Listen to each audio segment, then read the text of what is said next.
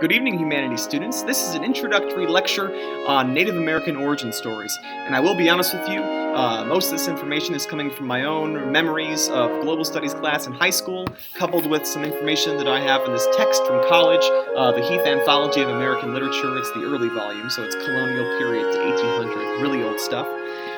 And also just some articles and things that I've read online. So here we go. Native American narratives come in a variety of forms, but there are four big ones. So the first type is called an origin or emergence story, and the purpose of these stories were to explain why things are the way they are. So when I say origin story, you probably think of Judeo-Christian origin stories, the Garden of Eden, the flood, things like that. Sort of explained how the world got to be the way it is today, and that's what their stories were sort of like. The only major difference would be that there really was no Garden of Eden. There was no proto-world that we all sort of started in and then we came to this world or anything like that. We just entered into this world via Mother Nature, like everything else, like all the plants and all the animals, and that's what the Native Americans believed. To give you an example of what an origin story could sound like, and this is all just entirely made up by me, if there was a mountain over there in the distance, and it was shaped like an eagle, I could tell this story about how there was once a great eagle that flew over the land and protected us all, and then once we got to society going and we felt secure and stable, we didn't need the eagle guardian anymore, so he went to sleep, and he perched himself on a cliff, and then he became a stone mountain that looks like an eagle. Okay, that's also an origin story. It's not the origin of mankind and everything, but it speaks of the origin of this particular geological formation off in the distance. Also, it could explain things about animals too. It could explain why a certain frog has a color pattern on its back. It could explain why a certain type of plant grows in a certain region of the United States. It could serve any number of purposes. But those are origin and emergence stories. And these differed a lot amongst the different tribes of North America. But one story that was typically pretty common with few alterations was the Earth Diver story. And we are going to be looking at something in class that falls into this category of Earth Diver story. But essentially what you have to know is the world was predominantly water. Sounds very much like the Bible. And then all of a sudden there were creatures, and for some reason they kicked up a lot of dirt from the bottom until they made like a little island, and it's on this island through various ways that life started. Okay? And that's how it began. That's the Earth Diver story. An important thing to know is that with the whole idea of Mother Earth, and this is my global studies classes coming back,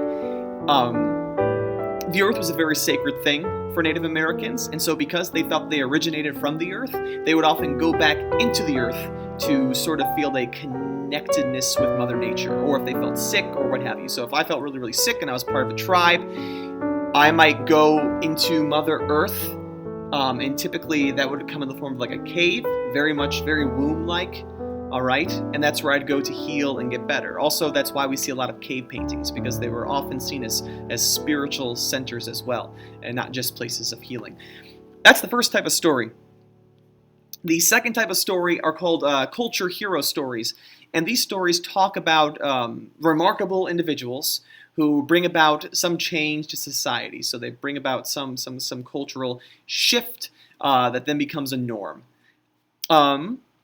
So I could tell a story. This would be an example of one I'm making up. I could say that here's a value, here's a rule in our society in class. No food. And it's like, well, why no food? I could tell the story about how once upon a time, without making it sound too much like a fairy tale, a long, long time ago in a galaxy far, far away, there was a class and there was a teacher who was very, very good at his job. And he let all of his kids eat. Okay, so they ate food, which led to a lot of crumbs, and suddenly a wave of ants came through the windows, and they carried off all the crumbs and all the kids. And so all that was left was the poor teacher. So the poor teacher decided he would never let it happen again. And so with his next flock of students, he made sure that no food was allowed. All right, so this particular person, who was remarkable in the sense that he survived this onslaught of ants that took away everything else in his classroom, he brought about some social change and brought about a new value or rule. Now, it's also important to know that these people, although they're very remarkable, they were seen as equals to Mother Earth and other things on the planet, because Native Americans believed that everything was sort of equal and that one needed to have a family relationship with things. So plants and animals and humans, they're all equals. And I think back to probably a not so reliable source. I think to Disney's Pocahontas, which is already filled with historical inaccuracies, I know. And it talks about, was it the rainstorm and the river are my brothers. The heron and the otter are my friends. And she sings that. So that kind of shows that sort of family relationship between her and other aspects of nature. Also, these remarkable individuals in these culture hero stories, they weren't saviors, and that's important to note. So I guess my example might not be terribly accurate because that kind of talks about me being a savior, or at least saving. Well, I didn't save the kids that were taken away by the ants, so saving future kids, I guess, with the new classroom policy. But there are no saviors because in Native American traditions, there was no original sin that we needed redemption from.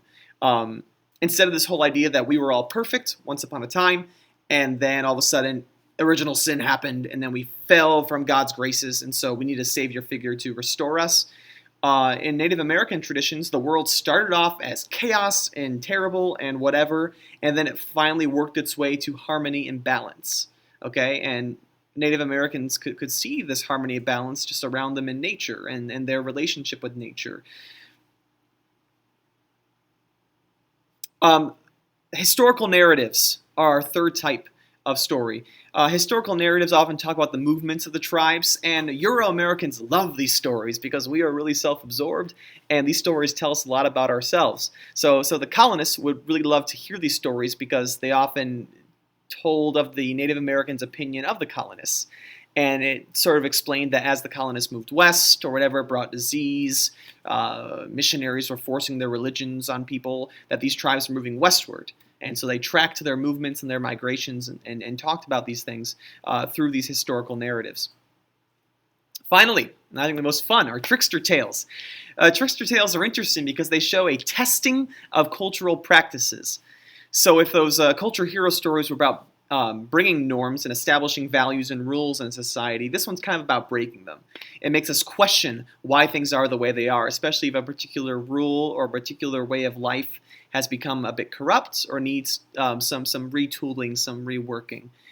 Trickster characters often come in the form of coyotes, rabbits, or ravens, and they're humorous and sometimes scandalous. And they have this duality about them where they can be really smart one moment and really dumb the next moment, really helpful one moment and really destructive the next moment. So they're really interesting in that way, and I think sort of replicate what we are as humans, not necessarily entirely good or entirely evil. They're a little bit of both.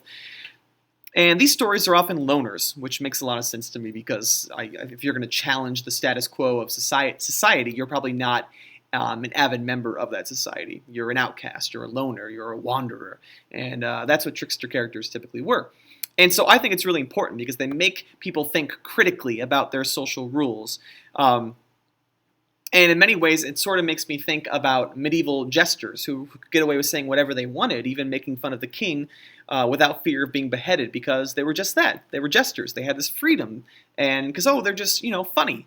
They're entertaining, and that's kind of what these trickster tales are sort of like as well. Also, even modern-day comedians. I just saw this weekend a comedian talk about gun control, and that's a really intense topic for some people because they get really riled up about it. And despite that, he makes lots of solid points, and he does so safely without the audience getting all riled up and wanting to argue with him because he's a comedian, okay? He does it all in a lighthearted fashion. And so this could be entirely a personal observation on my part, I kind of see trickster tales sort of in that light. So to review, Native American stories come in 4 types. We have the origin immersion stories, the culture hero stories, the historical narratives, and then finally trickster tales. All these stories are very closely tied to nature, as the Native Americans were back during this time period when these stories came about. Also, these stories all serve a different purpose, whether it be to establish social norms, to explain why things are the way they are, whether it be the world as a whole, things in nature, what have you, or to make us reflect and challenge the status quo. So hopefully this helped you. Hopefully you jotted down a few notes, or if not, you were just absorbent little sponges and took in as much as you could. We will start reading our stories tomorrow. Thank you.